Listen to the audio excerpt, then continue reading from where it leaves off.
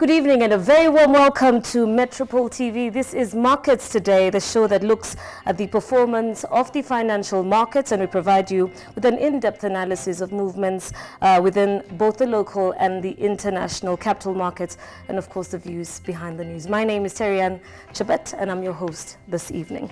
First things first, let's have a look at how the markets open the week, and we'll start by looking at the main indices, starting with the NSE All Share, which was up 0.94 points to close at 147.40. The NSE 20 share, of course, the lead barometer in the market, closed up 1.53 points to close at 2648.27. That's, of course, after quite a bearish week last week. So we'll be looking at what exactly pushed the NSE 20 share upwards this time. The NSE 25 share also in the green, up 14.32 to close at 3560.55. Number of shares traded today is 3,613,700. Interesting when we look at the turnover today at 86.5 million. Definitely something happening there, and with our analysts in studio we'll just get to find out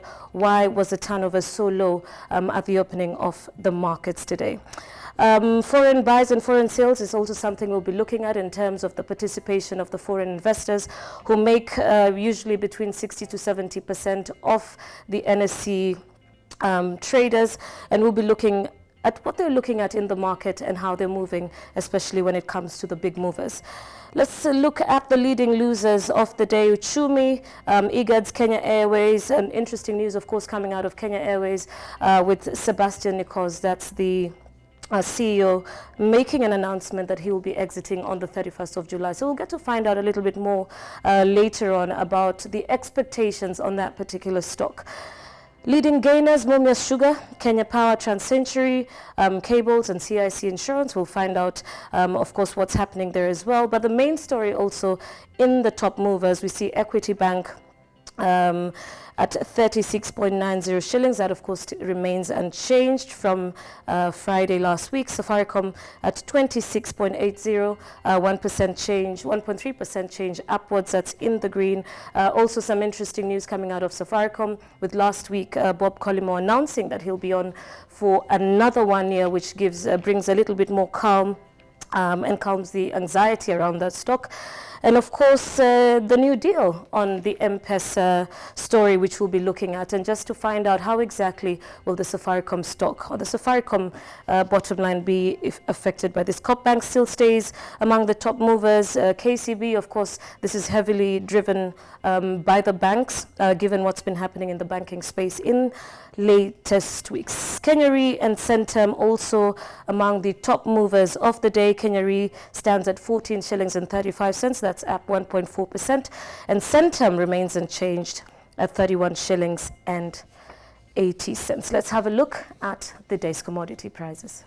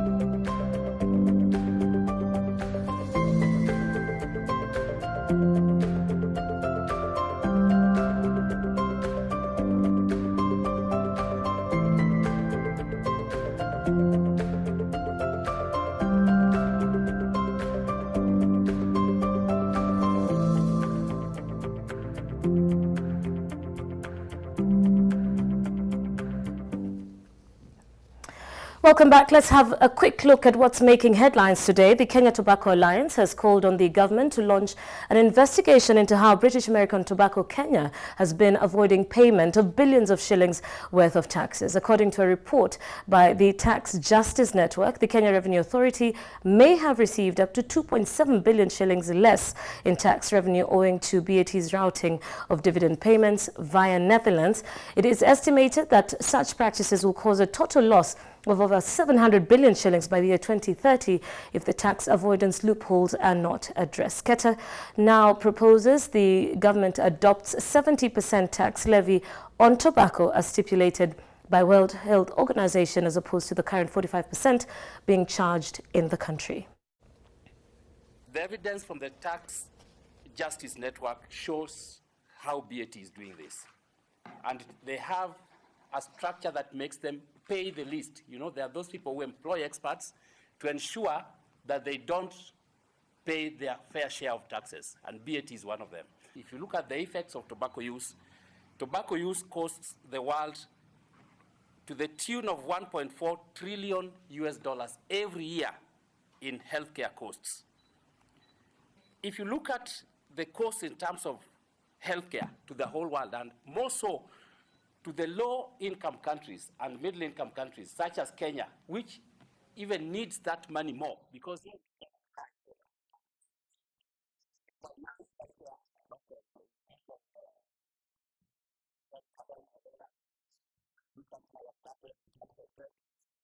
only thing that we afford by anything robbing through agreement and practice of millions of dollars public power that could use to keep the health harm of publics. The end of public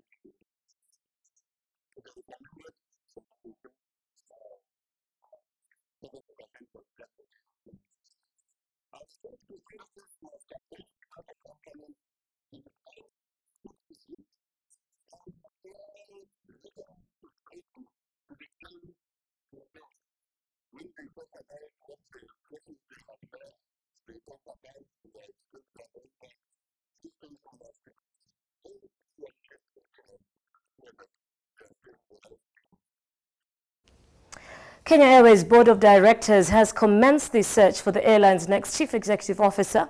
This follows its acceptance of the resignation of Sebastian Mikosz as the airline's Chief Executive Officer.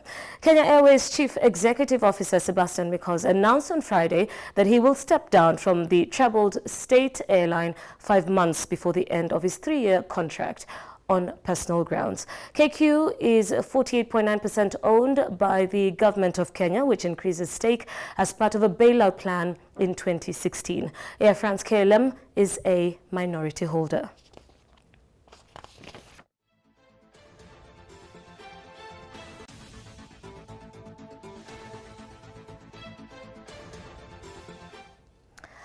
The High Court has yet again suspended the implementation of the housing levy. The Employment and Labour Relations Court has suspended the implementation of the levy until June the 10th to allow for the consolidation of 11 petitions challenging the levy and the establishment of a housing levy fund. Now, chief among the petitioners in the case is the Federation of Kenya Employers, which contends that the housing levy is unfair and unsustainable.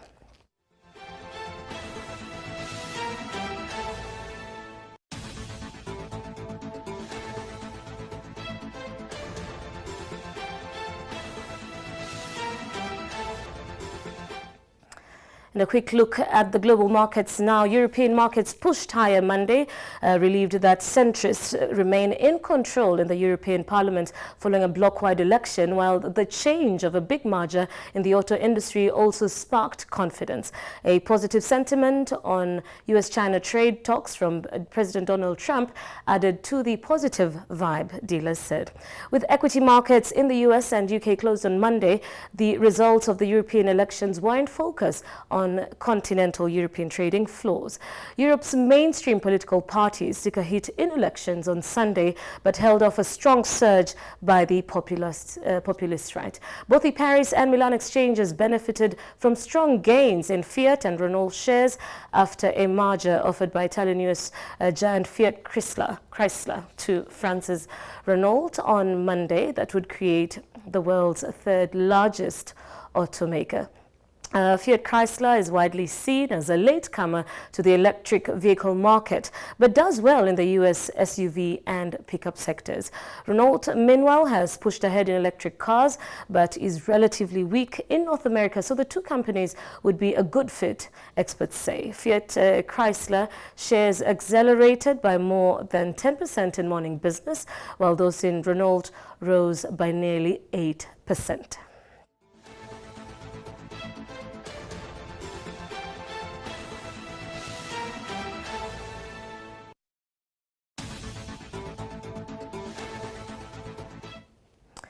Now, U.S. stock market operator Nasdaq said Monday it was withdrawing its offer of nearly 79 billion shillings to acquire the Oslo Stock Exchange, clearing the way for its European competitor Euronext after months of battling for the control of Europe's last independent stock exchanges. Nasdaq threw in the towel when it became evident it would not secure enough of the equity. In a statement, the company said the decision has been made because under the current circumstances, the minimum acceptance condition for the completion of the offer is incapable of being satisfied. Nasdaq, which controls all the other Nordic stock exchanges, has been competing with Euronext to acquire the stock exchange since the start of the year. Exchange rate watch now, where the Kenyan shilling was held stable against the dollar on Monday, with inflows from the diaspora remittances and offshore investors helping balancing end-month dollar demand from oil and merchandise importers, traders said. According to Reuters, commercial banks quoted the shilling at 101.20 buying, 101.40 selling after per dollar, the same as Friday's close. Here's a look at the day's indicative exchange rates for selected currencies.